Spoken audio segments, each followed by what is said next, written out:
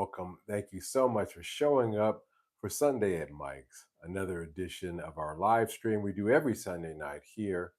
Um, Pretty much, 11 p.m. Central European time. Wednesday night, we do the Wednesday night hump. And I'm a little distracted because now my dog who wanted in wants out. So excuse me. 1 second. All right, sweetie. There you go. Have to cater to the dog. Got no choice. How's everybody doing out there? I hope you're doing fine. I'm doing quite well. While we're waiting for more people to join into the live stream in the chat here, I will talk about things that have been going on here at Upstairs to the Right Music Studio this week. Michael Watson, first in the house tonight. Hey, Mr. Watson, welcome. How are you doing? Good to see you, sir, as always. Welcome, welcome. Now, let me check here and see how things are looking. Adjust my pillow because I'm getting old. No, actually, I was carrying a lot of guitars this week. I envy my friend Kago Mizutani. He used to use a trolley to pull his around. I used to kind of clown him just a little bit, but now I'm starting to see that he was right. I need to get one of those carts. Can't stop playing music. Hey, welcome. How you doing? Welcome in the house. Ben in the house. Good evening, gentlemen. Welcome to all of you and everybody who's signing in here. Maddie Two Hats in the house. Hello, hello. Hey guys, I'm so glad that you're here tonight. Caught a slight cold. Not a big one. I'm fighting. And the minute I started feeling something was coming on, I immediately started applying my witchcraft to it. So we'll see how it goes. But I'm not dragging so much. A little tired, but I'm feeling myself. 90%, maybe 88, but not so bad. Could be worse. Thank you guys for showing up. While we wait for other Michael Watson, I've been missing a few shows. I've been out trout fishing. Oh, that's nice. That's nice. A lot of places where you can't get. Hey, man, I was going to say it at the end of this live stream, but I myself am going out to where there is no service to be had either.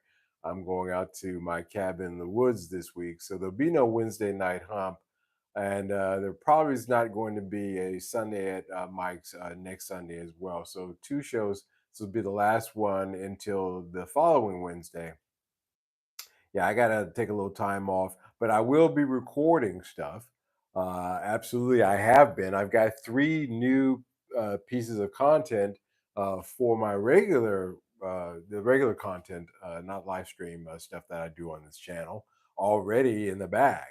So one of the things I'm going to do is just edit through that and put it out, a little piecemeal at a time while I'm gone. So there'll be plenty of new stuff for you guys to check out. Um, and what I'm going to do is I'm going to give you guys a preview of some of that content. By the way, I've got my microphone down here because I'm starting to notice when I get it up here closer, I start getting static in my recordings. I'm kind of playing around with this in hopes that it's not just a cheap mic. It's not that cheap, but it may be better here. So we'll see. So I've pinned it there. If you guys don't mind the way it doesn't look that bad. I want to give you guys a preview of some stuff. Before I get into the topic tonight, Fender's secret weapon, how Squier changed the guitar market. I want to get back to talking about guitars. As I said, I've noticed that the last few live streams were getting into deep and dark rabbit holes. And I decided that this last live stream and this one, and probably the ones going forward for a little bit, we're going to focus on back on guitars again. And I want to talk about Squiers a bit. But leading up to that, I got my shipment in for the month. I'm very pleased about the guitars that came in. And since you guys are here, I want to share them with you so you can get a preview of the unboxing. As you know, I always do a little preview with the people who tune in on my live stream every month before the unboxing video goes to my regular content. So you guys can see what it is that I got this month. And this month, guys, so spoilers, guys, if you don't want to know. And Michael Watson, you showed up on the right night. Came back on the right night. I got some cool stuff here. Is 70s Grecos. I got some 70s Grecos here. I have a 1977 and a 1978. But there's a little bit of a story first to tell with these guitars. I'll start with the 1978 first.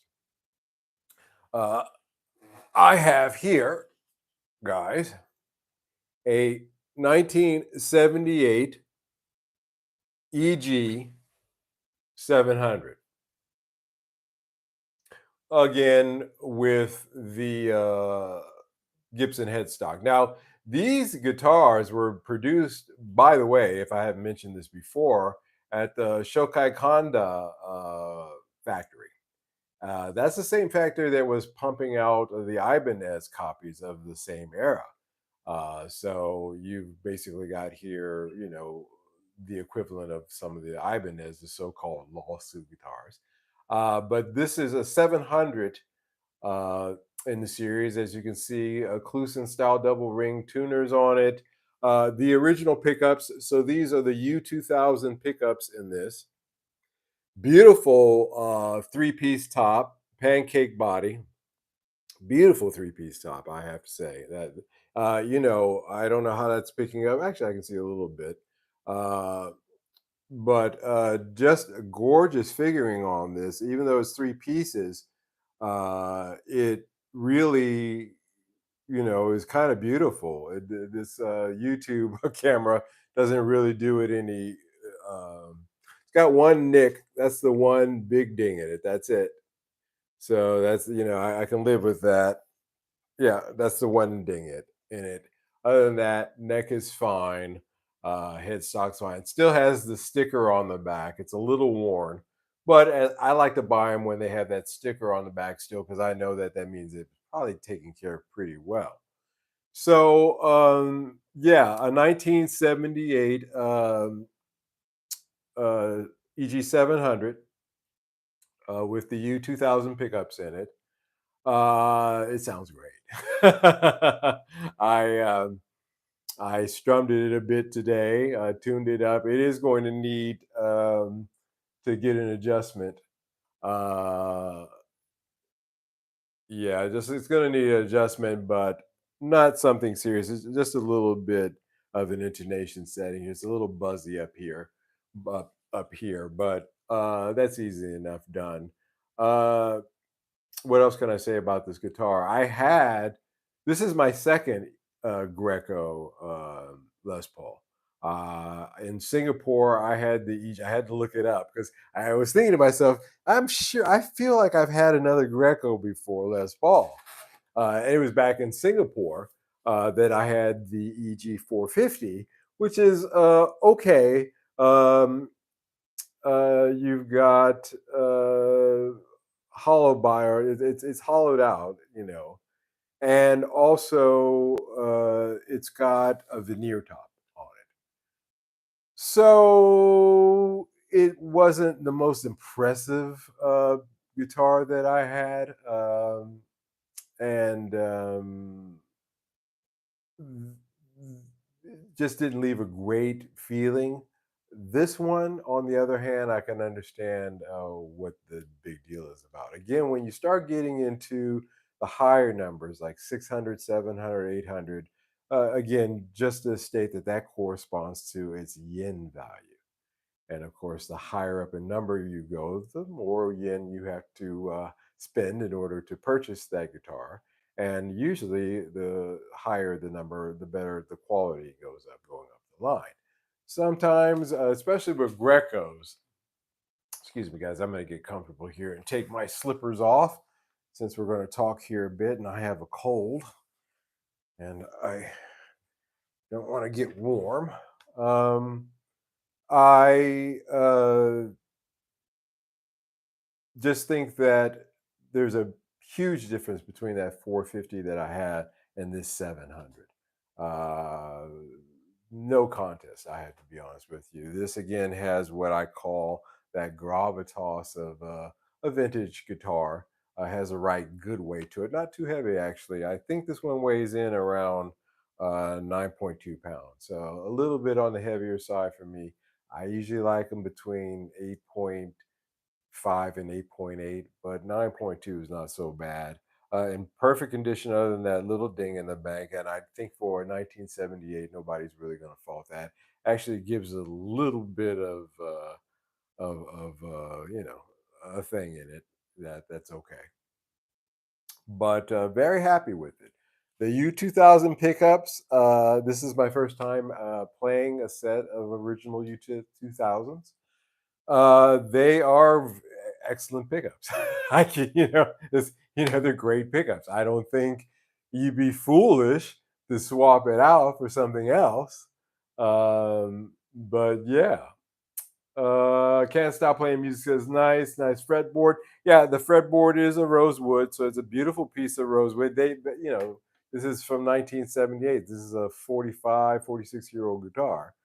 And of course, the rosewood that they were using at that time, in my opinion, is superior than the ones you'll find today, unless you start getting into the high end custom shop stuff. And then that's when you start getting this kind of rosewood.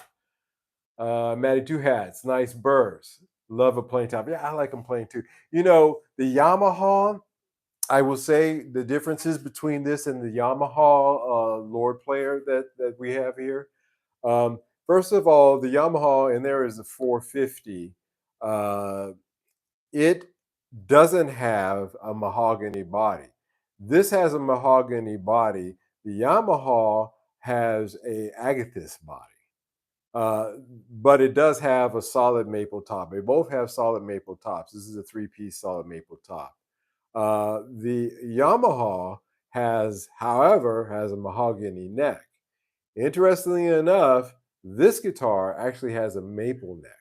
It has a maple neck. This is more in line with a Les Paul. What is it? Oh God, they have so many of them. Well, anyway, it's discontinued. Not traditional. Help me out here in the audience, guys, if you know what I'm talking about. But anyway, this is not a mahogany neck. This is a maple neck on this guitar. And to my eye, it's a one-piece maple neck. Interestingly enough, I don't see anything that would indicate tribute. Thank you, sir, Maddie, my man. It's very similar in construction to a tribute. As a matter of fact, it's exactly in construction to that of a tribute in that regard. The only difference is that this doesn't have the fret nibs on it. That's the only difference.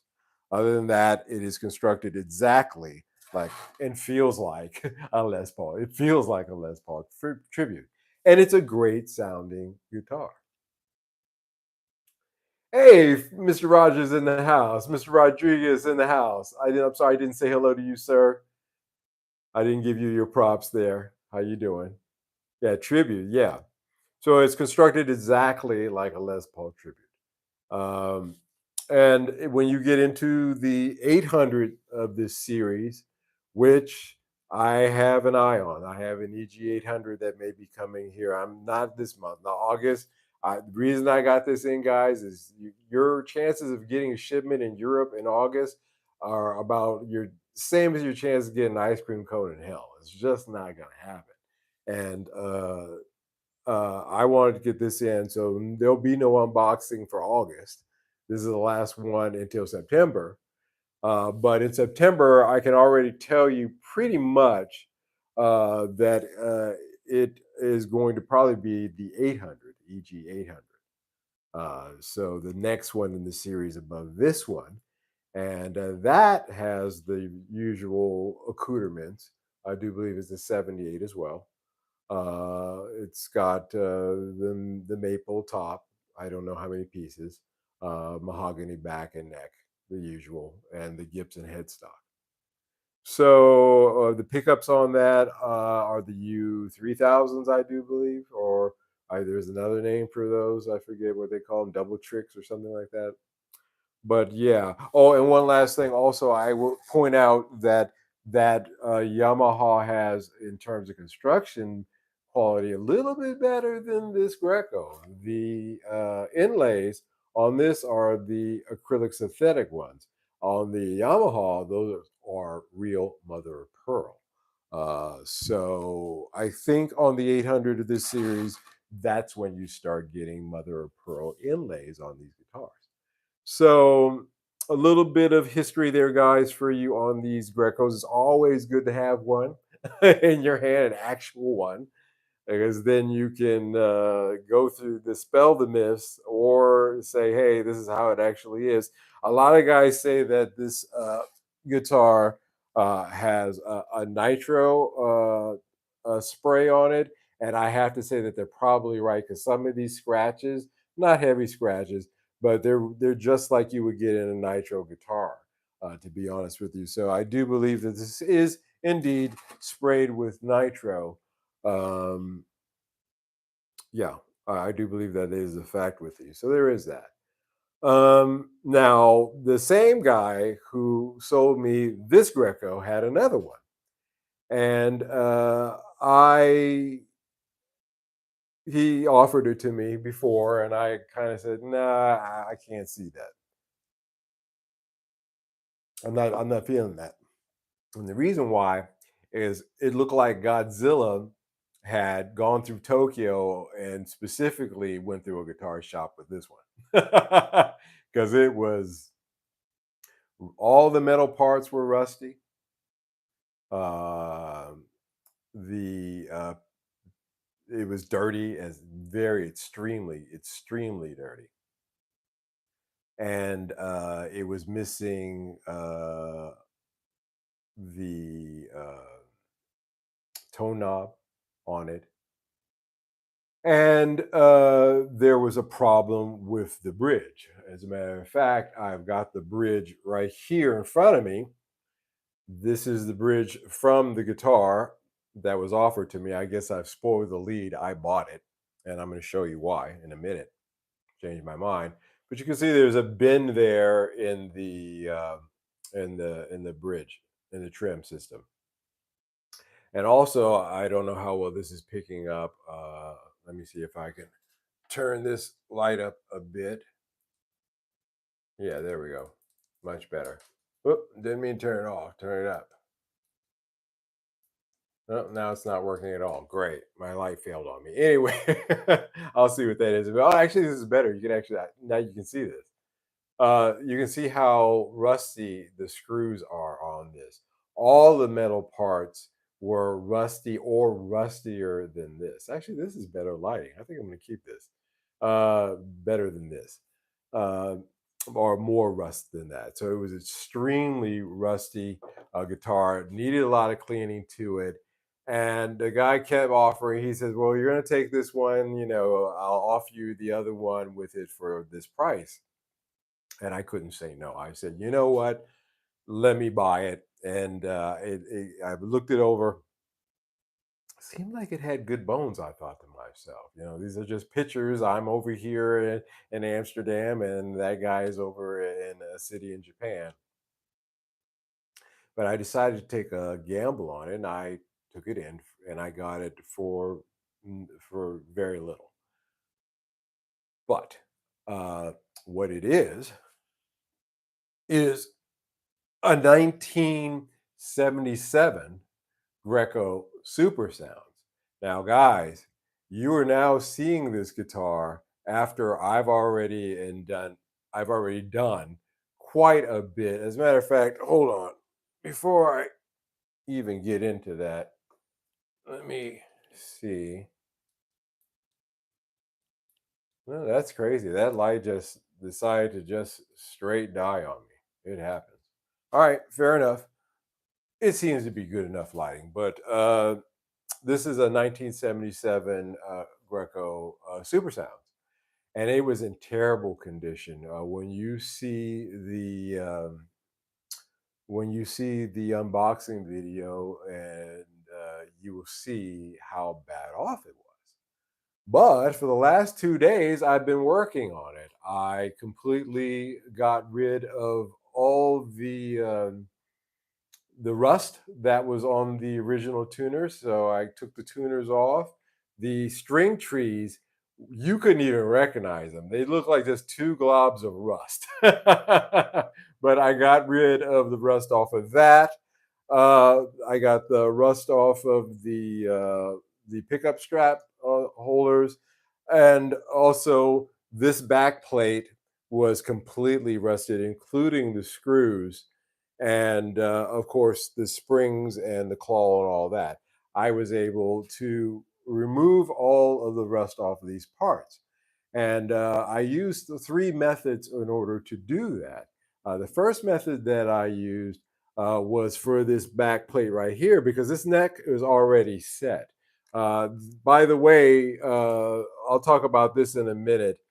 Fern is working on that part of the guitar. He's wiring up the pick guard, making sure that, because it's a 1977, from March of 1977, this guitar, and he's rewiring the pick guard, making sure that it's ready to rock and roll for another, 47 years. Uh, but while he's doing that, my job is to refurbish the guitar, and I'm already done with my bit, almost. A few more things I had to do, but the neck is already set, and I didn't want to take the plate out and do anything like that. So what I did is I took a potato, cut it in half, and put a little dish soap on it, and started working this. Started working and working it, and it took off all of the rust. It was completely rusted over. You'll see it in the unboxing video. You'll be like, "Holy crap! I can't believe that." Is the same back plate. But potato and dish soap. That's method number one. That's in a pinch. You don't believe me? Give it a try. The proof is in the pudding. That's how I got the rust off of this. The potato acts as an abrasive. The dish soap actually, in conjunction with the starch in the potato, actually works as a great way of getting. It's very messy. It's a messy process, but it does work. And then, of course, I follow everything up with 6,000 grit, uh, just just giving it a polish. Mark says she's a sweet looking guitar. Love the natural look and big headstock. Yeah. So these Grecos, they were in a mindset, just like the 700, the SE 700. I have this 600 is really trying to model off of 72. Uh, this one, in my opinion, is a little bit closer. They're still off. There's some things missing, like a true 72. Actually, the truss rod access is here. In the case of these, it's in the neck of the guitar. But other than that, not a bad, copy of that. Um, Mad Two Head says looks very 70s, good vibes, Mike. Thank you. So the second method of getting rid of rust that I use is using white vinegar, distilled white vinegar, and putting all the parts. Took everything off, took all the metal parts off, took everything off, and soaked that overnight in white. Soaked all the parts of the tuners, these, not the back plate, but the springs, the claw, all that stuff. I soaked the screws. These are the original screws. This is not the original bridge. We'll talk about that, but the screws as well. Soaked all that in white vinegar, distilled vinegar, overnight. The minute I took that out with a very good soft cloth, you start rubbing that off, and the rust is gone. And again, with that method, the proof is in the pudding. You can see that the string trees, like I said, were completely rusted out, and you can see that these still have a patina to them. It's one of the things I like about using the distilled vinegar, is that it leaves the patina, there, but it cleans up all that rust and got all that done. Of course, I had to replace the bridge. So this is actually that Fender Japan bridge. This is one of those parts that I was in a part scavenger hunt for a week or so ago, and it was for this guitar. So this is actually a Fender bridge. It fit perfectly. Um, still the original springs, still the original claw from that, but it worked out beautifully. So the next step that I had to do is I had to do a fret uh, uh, crown polish and dress a level, and that always sucks. But I think I did a very good job. I don't know how well that's picking up, but those frets are now just gleaming, and I hate doing fret work. I absolutely, because it just takes forever. And started out with 600 grit, ended up with 2,000, then finished up with 6,000. But turned out really nice. So now this is, again, I talked about using as many original parts as possible. Instead of just throwing these tuners away, instead of replacing this stuff, I said, hey, let's refurbish it. Let's find ways of making it look new again. And so what you got here is a step in that direction. So we're waiting for Fern to uh, to get back from holiday. He's going to be gone for 2 weeks. So hey, so over the last 2 days I worked over this guitar and got it to the point now. I mean, you guys, I mean, I'm really proud of that of the finishing way, especially the headstock, because it's just gleaming now. It's just absolutely a 180 from where it was at when I first got it. But I saw good bones in it, and the guy offered it to me for so cheap. And because I bought the parts for the bridge, and we're still trying to decide if we need to use that new pip bar guard that I got for it or not. We may not. We may be able to salvage the original in that case. That's fantastic because again, I like to try to keep it as original as possible. It does have XL pickups. All three pickups in it are the original XLs. I'm smiling because I really love these XL pickups. They're some of the best sounding Strat pickups I've ever heard. So when Fern gets back from his holiday, he will finish wiring up the new pickguard or selling up the old pickguard, getting that ready to go. We'll see how that goes. He makes that decision, and we'll put this together. And then we got ourselves a pretty sweet guitar for very not a big investment. A little bit of elbow grease. Had to get my hands dirty. It broke a nail doing and painfully broke my nail doing the level polish crown on the frets there. Another reason why I hate doing that stuff because I do it by hand. I tape it, I mask it up, and I do it by hand, and it takes hours. It takes the time.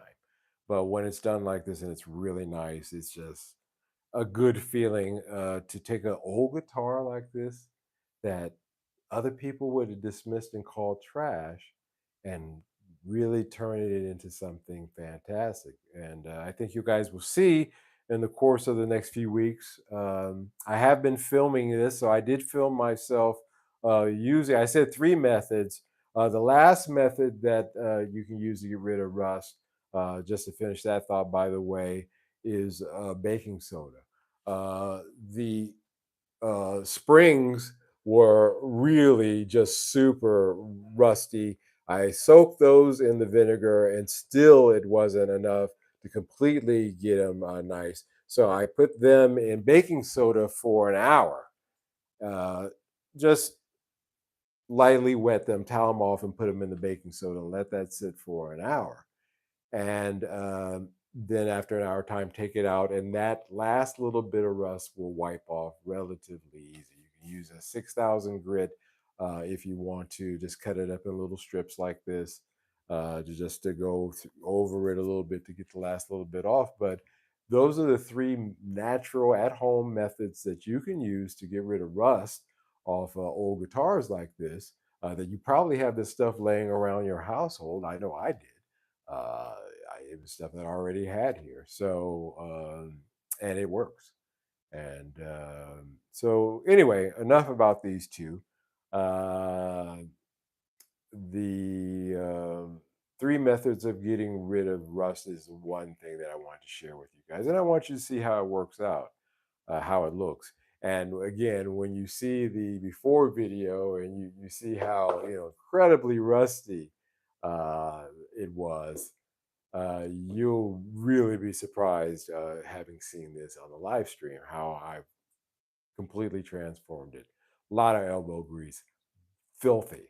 I don't think this guitar has been clean since 1977. I mean, it was gunk on the fretboard, like dead skin gunk, and completely just nasty, completely nasty. And yeah, turned it around. And when Fern finishes wiring it up, it's just going to be a great guitar that I'm going to take to Vinendal and try to do a trade with it for something. I'm thinking maybe a Mexico Strat. So those are the two guitars that came in this week. Matty Two Hats. Don't know if you can get Tone Rider pickups over there. Yeah, I know Tone Riders very well. But their humbuckers are awesome. Gibson spec, but a quarter the price. Yeah. Tone Riders are great. I had a set of Tone Riders, I do believe, in God, what was it? In the Stoner Les Pauls. Those came stock with Tone Rider pickups in it, as I seem to recall. Yeah, yeah, that's correct. So yeah, no, I know all about those. No, these U2000 humbuckers here, just in themselves on Reverb, would fetch about $300. So even in that, in terms of their secondary market value, they're up there. They're pretty well respected, as much as a new set of Gibsons. All right, so I want to talk a little bit about Squier, and I was working on this guitar, and I was thinking about, hey, these are the same guys, uh, much like this Greco and Ibanez. These are the same guys that later on started working on those. And by the way, I admit, whoever said that about the color, I love natural. This is my second favorite color to white. White and natural are my two favorite uh, Strat colors. I just love it, and Tellys as well. But I was working on that guitar thinking the guys who made this later on went on to make the Squier JV series, and then later on the Fenders in Japan. And but they were not cheap. They were still, like I said, this is a 600 Rokuman yen guitar in 1977. That is not a small amount of money. Uh, but uh, especially for what the average salaryman's wages were at that time. It was almost like saving up 3 months' salary in order to buy a diamond ring, but instead you bought a Greco. Well, honey, I was going to get you that engagement ring, but they got a sale on the Grecos, and But I want to talk about Squier and sing the praises of Fender Squier a little bit tonight. Like I said, I want to get on a positive note here in the live streams, talking about guitars because they're cool. And as you know, I have a lot of respect for the Fender Squier line. So tonight, I thought we would explore the history, innovation, and impact of Squier guitars on the music industry. And that maybe this was Fender's way of being the inventor of the quality budget guitar. I think that, of course, Epiphone were doing their thing, but as I mentioned in the prologue here of this, that The guys who in Japan who were doing these guitars were doing it before there was ever such a thing as Epiphone. We've documented here with the Yamaha in there. Guys who made that Yamaha later on started making Epiphones. And even before that, it was the Orville by Gibson. So these Fender with the Squier JV, which came out in 1982, and bet your bottom dollar I'm trying to find one because I'd really like to check it out and share it with you guys. Were really the beginning of what I would call the quality budget explosion, you and where there was just the beginning of the Epiphones, and that concept. Because before that, again, like I said, these guitars, even to us now, they seem relatively inexpensive. They were expensive at the time, and there really was the dichotomy. There was that you either had really good ones or you had really crappy ones. Again, the difference between that 450 EG and this 700 EG, in my opinion, is perfect to explain that because this 700 is a great guitar. But in terms of value in 1977, it's very expensive. The 450 is not so great. Not so great. It's more ma. And still, even there, it's still, even the both of them would be considered to be expensive. It was a Squire line that came in the early 80s that started introducing this idea of quality budget guitars. Point of tonight's discussion. Let's define what we mean by a quality budget guitar first. Now, a quality budget guitar is an instrument that offers good playability, sound, and craftsmanship at a significant lower price than higher end models. Uh, I wanted to stress in when I was writing this about the craftsmanship part, because you can get the playability, maybe the sound, but sometimes that craftsmanship is going to be lacking. It's one of the criteria there between, like I said, a guitar that has gravitas to it, where you can feel it's a handmade instrument, well-made quality instrument, and something that's just CNC machine type crap. So that is basically the criteria that I use to determine what a quality budget guitar is: playability, sound, craftsmanship, and a significant lower price than a higher end model.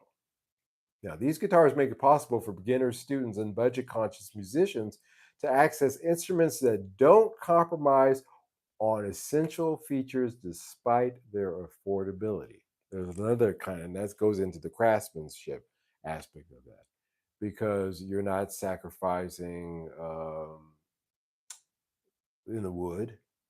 In some cases, you're not sacrificing in the pot metals that are used in order to create uh, trim systems like this. And by the way, this is the original trim from '77.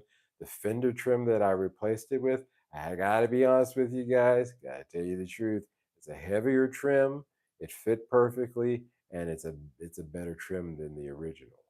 Um, I don't feel even though it's a shame that this must have got dropped or bumped against something at some point or another to cause that bend. It still works, functional, but I just thought to myself, let's replace it. And in the case of this, I would say the newer one stands up, or in some regards, is a little superior. So that is interesting. But in both cases, they didn't cheap out on the materials that they use. And again, this is a 600 guitar, again, lower price. Let's keep all this in mind while I have this discussion about prices and quality and things like that. Even at this price range, they still took the time to put in pretty damn good quality electronics, uh, the hardware, the tuners, the woods that were used. The difference between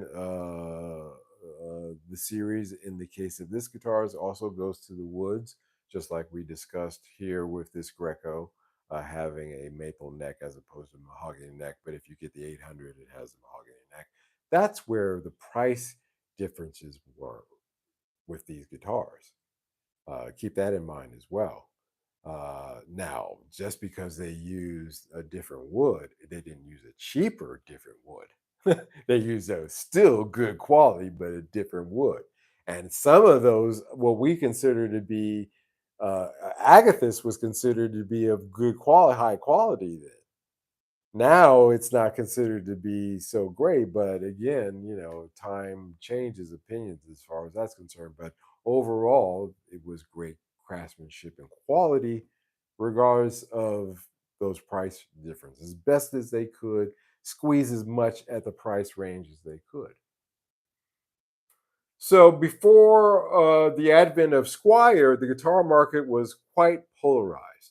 On one side, you had the high-end brands like Gibson and Fender, offering superb quality but at a premium price.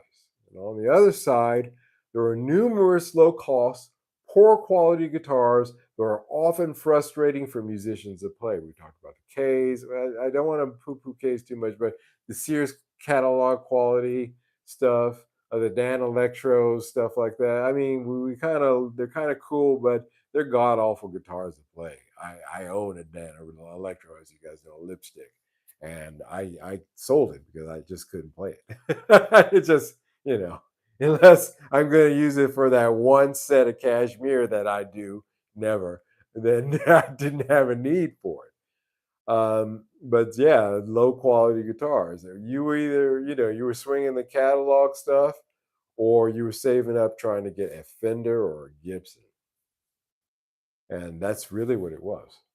Fender, known for iconic models like the Stratocaster and the Telecaster, dominated the high end market. That's the fact of it.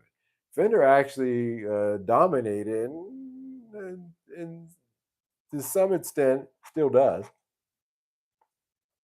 the high end market. But there was a growing demand, I would say, in the late 60s to early 70s, for affordable yet reliable guitars.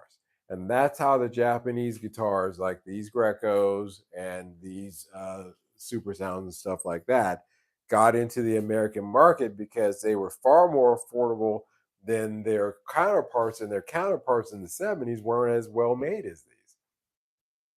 Again, that attention to craftsmanship became a lacking feature, and the Japanese models went up in in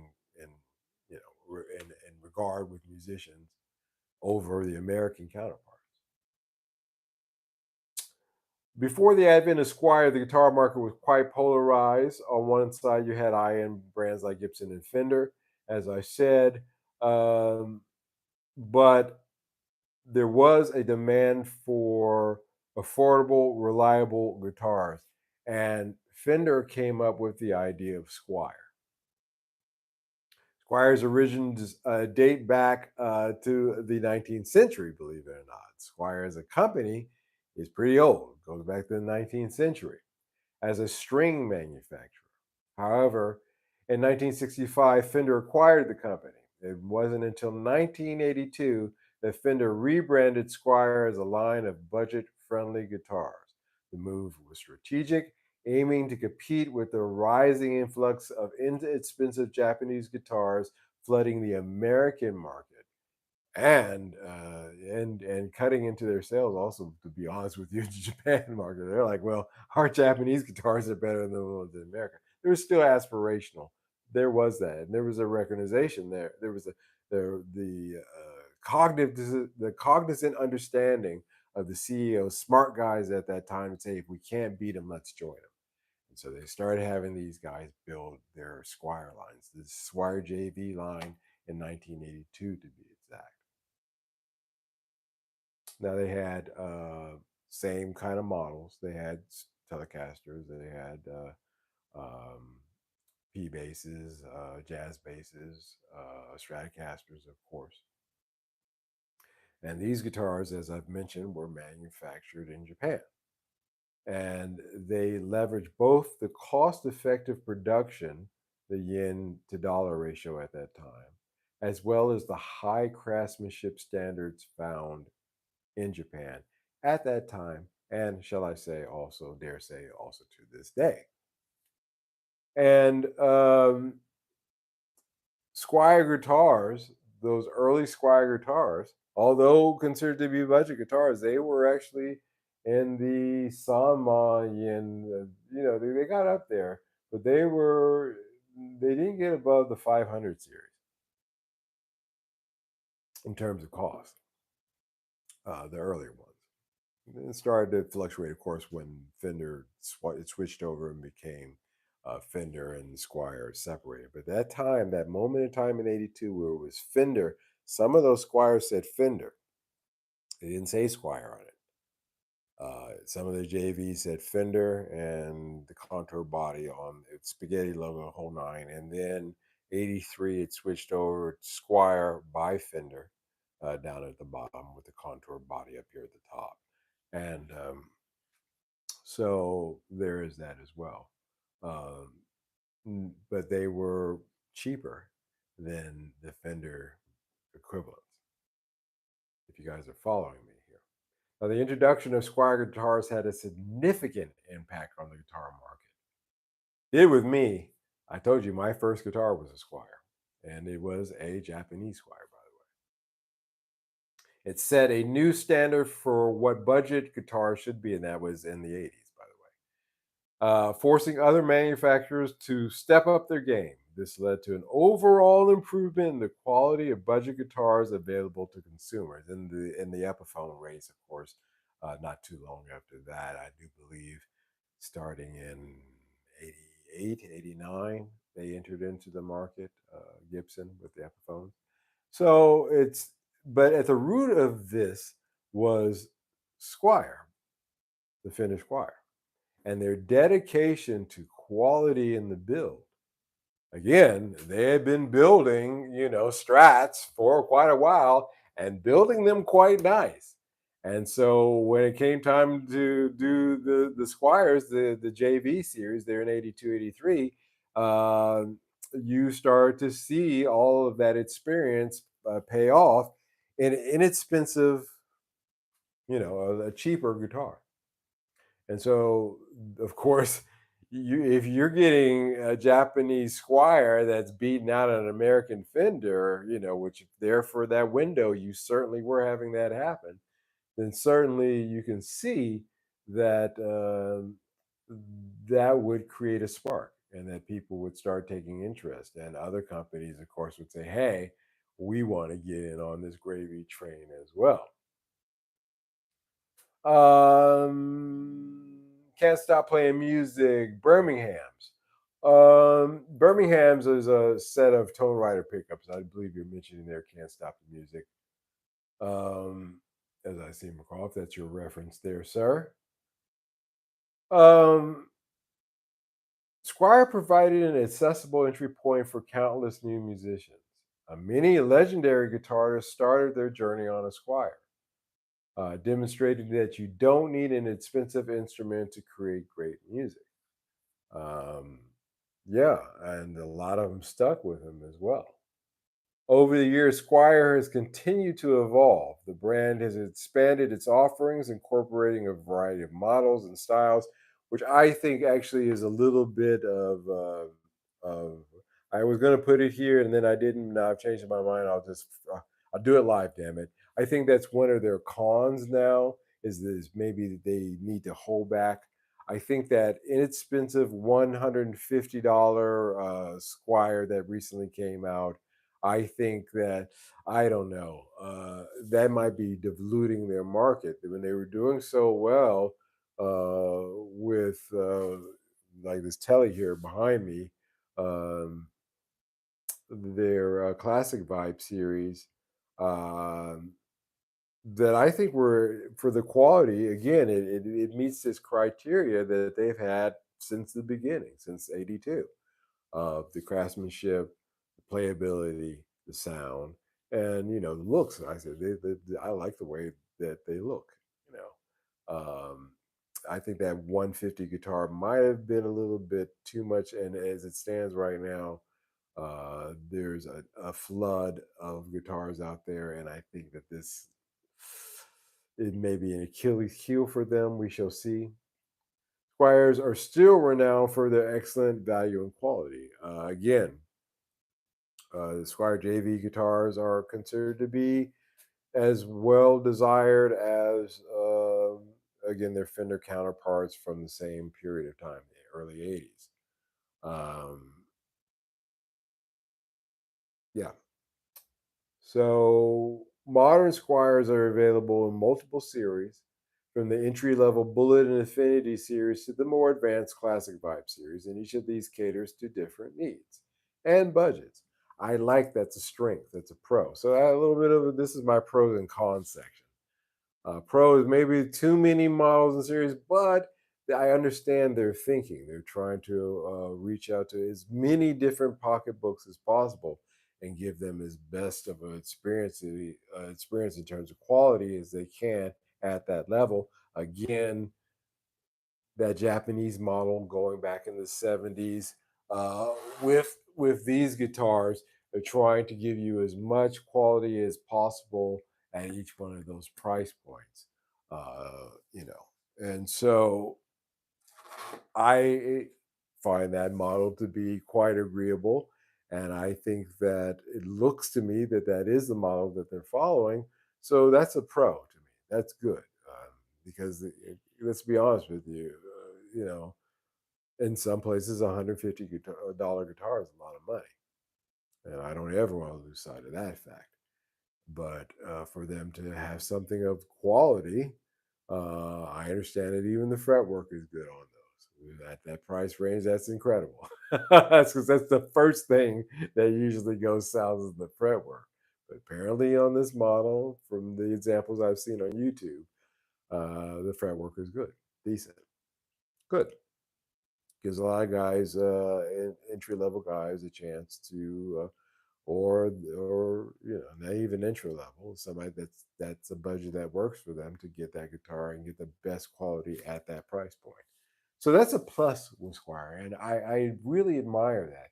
I went through the whole story about the price ranges in Japan and all that, talking about even at those price ranges, putting the best quality that they could. And I do believe that Fender Squire has adopted that policy, old policy, Japanese manufacturing policy, and extended it out to today. So they are to be complimented for that. Now, there are brands like Epiphone, owned by Gibson, who also started offering more affordable versions of their high end models. And while these brands contributed to the budget guitar market, Epiphones, Squire's direct association with Fender and its strategic positioning made it a standout. Um, I don't know, man. The authentic. Let's get it. Let me take a drink. The authentic vibe of owning a Fender design guitar at a fraction of the cost was a more compelling selling point than the Epiphone. And also, I remind you with the Epiphones, for some reason, they couldn't come out with this headstock. And everybody's like, well, everybody and their mom has that headstock. Why couldn't the Epiphones? Whereas they didn't come up with some weird, funky headstock design for the Fenders. They kept the design. They changed the name. They still stuck Fender there somewhere. Again, the early JVs were Fender, but then by '83 it switched over to Squier by Fender. But still, you had that association there, so it was a far more compelling selling point, and that's why a lot of people don't really talk as much smack about Squires as well.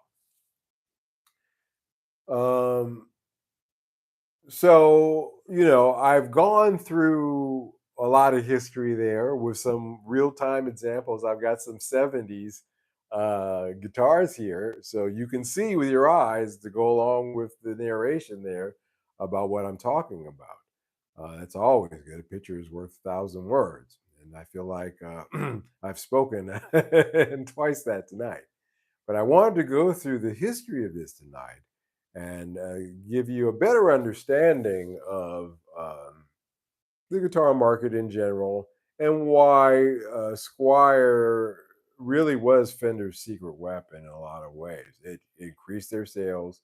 That's why they had such fantastic sales during COVID. 400%, their highest ever. Never happen again. Hope, because that means other things that are whack. But higher sales, a lot of Squiers were sold, a lot of classic vibes were sold. Their biggest hit to this day. It was just really a great guitar at the right time, and everybody and their mom got a classic vibe, including moi. And because again, I recognize the quality. So I wanted to go through the history of this, of course, like I've said, with you guys. Again, knowledge is a helpful thing to have. And if you have an interest in these guitars with this knowledge, if you come across them out there in the wild, safaring or not, when you come across them, you'll be able to recognize and have a good understanding and maybe a discussion about it. But in conclusion, it's fair to say that the Squire line of guitars did indeed contribute significantly to what we call the quality budget expansion period, which I believe I'll call in the early 1980s, 1982 to be exact. By providing affordable, well made instruments, Squire opened the door for millions of musicians worldwide and set new standards in the industry. Now, when I say it opened the door for millions of musicians worldwide, again, a kid in Guatemala, a kid in Canada, they both had an opportunity to get a affordable instrument that would even work in both of their levels. It's slightly aspirational, but not out of the range of those two economies. That's fantastic. That's again hitting all those different price ranges, and you got something for everybody. You do expand your market. You do flood it. That is a con, but you are opening access up to more people to be able to have a quality instrument. And I'm never going. That's the one sticking point with you know with the production of new guitars. Is it's getting better, uh, but again, like I said, you can reach back in time, and I think find at your budget an older secondhand quality instrument as well. Anyway, um, I just thought that you guys would find that information interesting. I have no idea how this light died on me. I don't know what it means. But actually, I think the lighting, let me check this again. No, it's not bad lighting. Actually, it looks good. I think maybe we'll just use this as a stand because as a light, it seems to have failed miserably. But I thought I would share that bit of history with you guys tonight. Fender's secret weapon, how Squire changed the guitar market. The Squire really did. I hope that you guys follow my chain of thought there and how that is. And I think you can see that I've made a pretty sound argument for that. Um, yeah. Um, well, again, there will be no live stream coming up here this week on Wednesday and Sunday. So the next live stream will be the following Wednesday. So I'm going to take a week off from live streams. But on my regular channel, we're going to do an unboxing video. That's going to be followed by a video comparing a Squire with a Greco and talking about hitting on some of the points that I discussed tonight. And then we're going to be doing short little 5-minute blogs where I filmed myself as I went through the process of this guitar when it first came in. I filmed it, how dirty it was, and I went through the process of showing you exactly how I cleaned and got it to this point now, which is pretty damn good. So those will be short little takes that I will be feeding out as well how I did this, the soaking methods that I used in order to get rid of the rust, where you have a true before and after, no editing trickery or anything where you're switching parts like I've seen with some of these restoration videos. No, this is actually you get to see them soaking and the gunk coming off of them, and me getting my fingers completely, black to the bone, getting all the gunk off this guitar, and all the other work that I did in the level polish crown that I did, how I do that, um, and yeah, so a lot of stuff I've got here coming up, guys. Certainly enough to keep you entertained while I don't do the live stream. Uh, if you just do me the favor that when the content does come out, that you let me know down in the comments section that you checked it out. I still want to hear from you guys, but I need a little bit of a break, and I'm going to take advantage of this. Like I said, you know, everybody and their mom here went on holiday today. Today is the start of into the 15th. My baker, my laundry guy, Fern. I saw Fern yesterday. It was just yesterday that I took the electronics down. I said, "Well, what do you think? Let's do this." And we came up with a game plan. He says, "Great, I'm going to do all of it, but I'm not touching it until the 15th of August." I said, "I just wanted to get it in with you because I knew you were going to be gone just like everybody else." And that was the other reason I didn't want to ship anything in August too, because it just grinds to a halt. Even the mail carrier goes off on holiday. So you got a substitute mail carrier, and if you got stuff coming in, you may not get it. It really does fall apart here in Europe in August. Is the point of this. So it's not much use of me doing anything anyway. So it's a good time to take some time off. So I'm going to do that for this week. I'm going to go to the cabin. I'll film some things out there in the cabin. I'm actually going to take a guitar with me, but because I've got a mini amp, so I can certainly play. I can practice.